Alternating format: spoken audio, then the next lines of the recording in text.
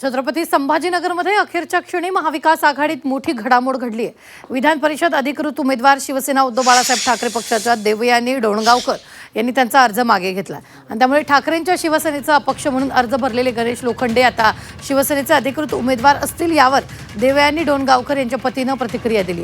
अंबादास दानवेंनी उमेदवारीसाठी माझ्या पत्नीचे फोटो मागितले तेव्हाच त्यांना सांगितलं होतं की पर्यायी उमेदवार तयार ठेवा, बिनविरोध निवडणूक होऊ नये म्हणून आमचे 2 उमेदवार होते, पण निवडणूक खर्चिक होती, लढण्यात काही फायदा नव्हता, अशी प्रतिक्रिया कृष्णा डोणगावकर यांनी दिली आहे। तर उमेदवार गणेश लोखंडे यांनी पक्षानं जबाबदारी ती पार पाडणार असल्याचंही सांगितलेलं आहे।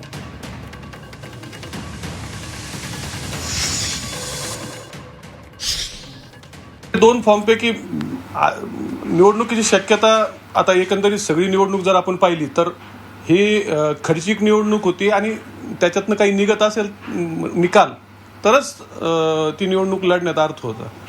ज्या दिवशी माझी उमेदवारी फायनल झाली किंवा जाहीर केली पक्षाने, त्याच्या दुसऱ्या दिवशी औरंगाबाद जिल्हा मध्यवर्ती सहकारी बँकेच्या निवडणुका लागल्यात आणि तिथं मी आणि माझी पत्नी दोघंही संचालक आहेत। मी सहकारात काम करणारा कार्यकर्ता आहे, म्हणून जे माझे म्हणजे पक्के माझे जिथं मी काम करतो सहकार्यात, जिथं मी ऑलरेडी संचालक म्हणून काम करतो, ती निवडणूक माझ्या दृष्टीने महत्त्वाची। ह्या निवडणुकीचा निकाल तसाही आता या काल परवाच्या 2-3 दिवसाच्या याच्यावरून लक्षात आलं होतं की हे काही जमण्यासारखं नाही।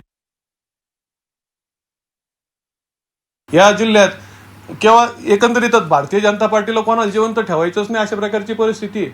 मलाही दमबाजी करण्याचा प्रयत्न केला, मलाही नोटीस पाठवली आहे, त्यांच्या नोटीसला मी काही भीक घालत नाही, मी त्याचे उत्तर देईल, मी काही चुकीचं केलेलं नाही, त्याच्यामुळे मला त्याचं काही घेणं नाही।